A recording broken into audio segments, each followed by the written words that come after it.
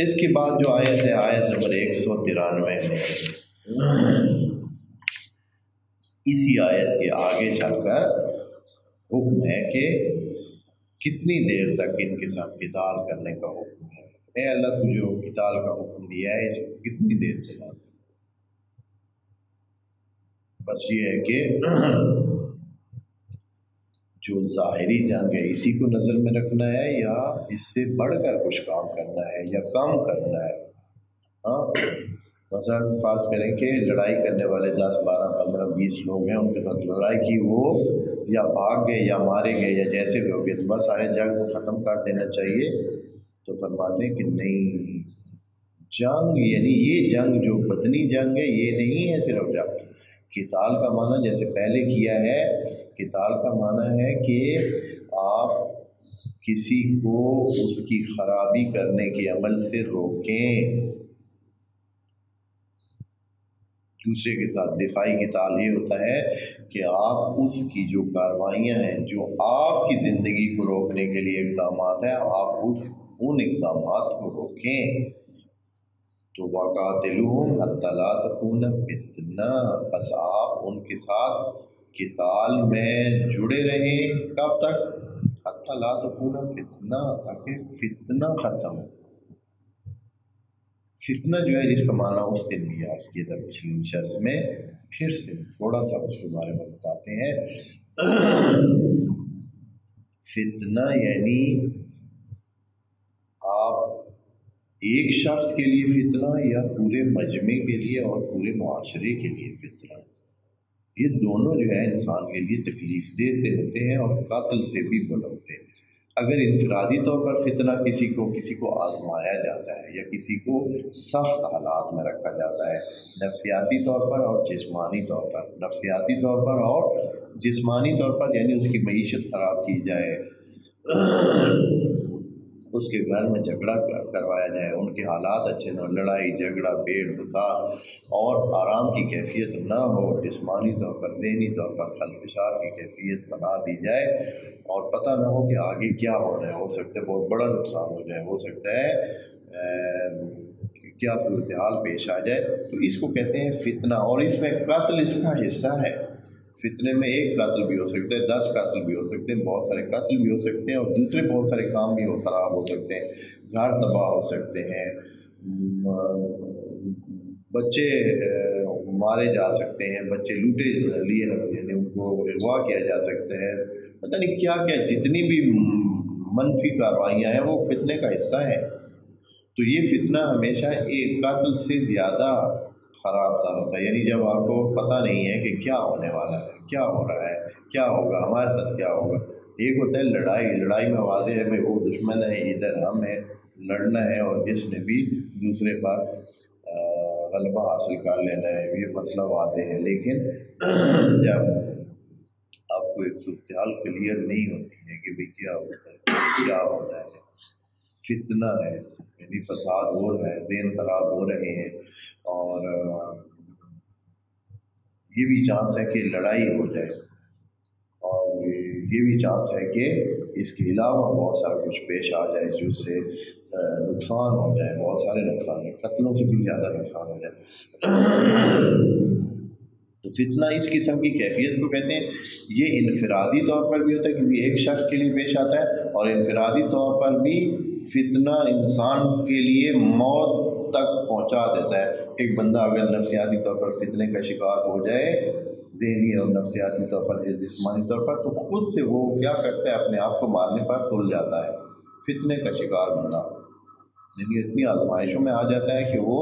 اب ذہن اس کا برداشت نہیں کرتا ہے، وہ کہتا ہے اس سے بہتر ہے میں کیا کروں، اپنی زندگی کو ختم کر دوں۔ جیسے کہ مثال کے طور پر پچھلے دنوں میں یہ آس پاس میں کہیں ایک بندے نے قرضوں کی وجہ سے اپنے آپ کو کیا کر دیا، ختم کر دیا، کہ قرض دار اس کو اتنا تنگ کر رہے تھے، کہہ رہے تھے کہ کبھی کیا پیسے دو نہیں تو تمہارا بچہ اٹھا لیں گے، کبھی کہتے تھے تمہاری بیٹیوں کو ہم اٹھا لیں گے، کبھی تمہارے گھر والوں کو نقصان پہنچا دیں گے، تیرے بھائی کو یہ کر دیں گے، تیرے باپ کو یہ نقصان پہنچا دیں گے، یا آپ کے گھر میں یہ کر دیں گے، فلاں کر دیں گے، اس طرح کی، یعنی نفسیاتی طور پر فتنہ اتنا اس بندے کے لیے وہ کیا کہ وہ کیا ہو گیا، آخر اس نے خودکشی کر لی۔ بس فتنہ ایسی چیز ہے، اور جب فتنہ پورے معاشرے میں ہو جائے تو اسی طرح کی کیفیت ہے، یہ پتہ نہیں ہوتا کہ دشمن کون ہے،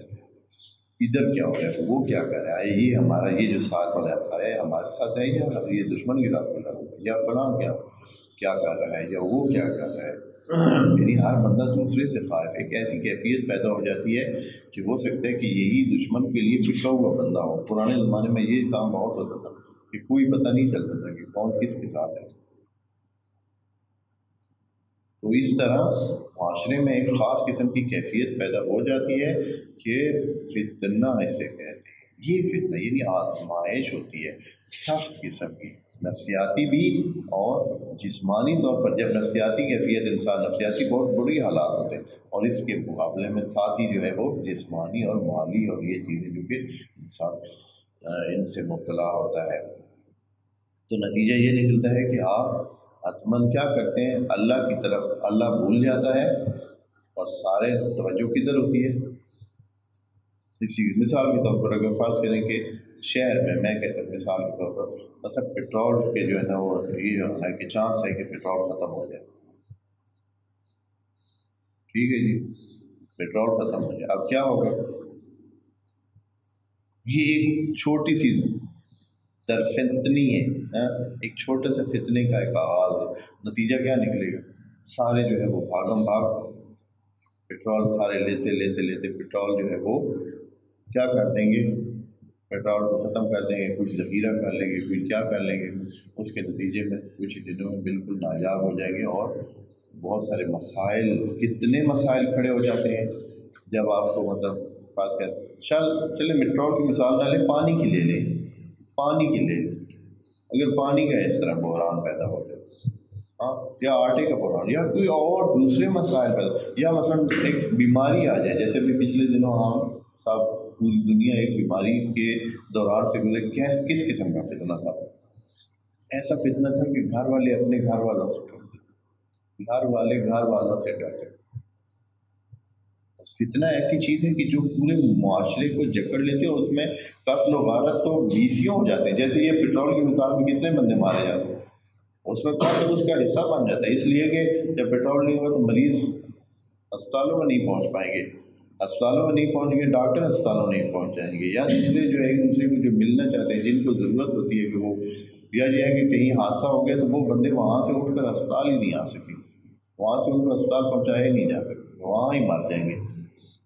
یا دوائیں، جو گاڑیاں دوائیں سپلائی کرتی ہیں وہ دوائیں سپلائی کریں گی نہیں، جب سپلائی نہیں کریں گی تو، یا یہ کہ کھانا سپلائی نہیں ہوگا، کھانے پینے کی اشیاء نہیں ہوں گی تو لڑائیاں ہوں گی، جھگڑے ہوئی تھی، لڑائی جھگڑے میں کتنے لوگ کیا ہو جائیں گے،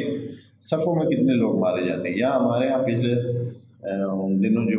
آٹے کا تھوڑا سا مسئلہ بنا تھا، تو لوگ صفوں میں کتنے مار گئے، آٹے کی لائنوں میں کتنے لوگ مار گئے، یعنی قتل اس فتنے کا پھر حصہ بنا۔ پھر یہ فتنہ جو ہوتا ہے یہ قتل سے بہت آگے کی چیز ہے، اس میں بہت بڑے بڑے نقصانات بھی ہو سکتے ہیں۔ حتیٰ یہ اتنی چیز ہے کہ بعض بات لگتا ہے کہ یہ کوئی اتنا سادہ سا مسئلہ، یہ کیا ہے، ایک ملک ہے ہمسایہ ہمارا، وہاں انہوں نے نوٹ تبدیل کر دیے راتوں رات، وزیر اعظم وہاں کا جو تھا اس نے اعلان کر دیا کہ یہ جو بڑا نوٹ ہے پتہ نہیں 1000 والا کتنا، یہ کل سے ختم ہے، جو ایک مہینے کے اندر اندر تبدیل کرا لیں تو ٹھیک ہے، نہیں تو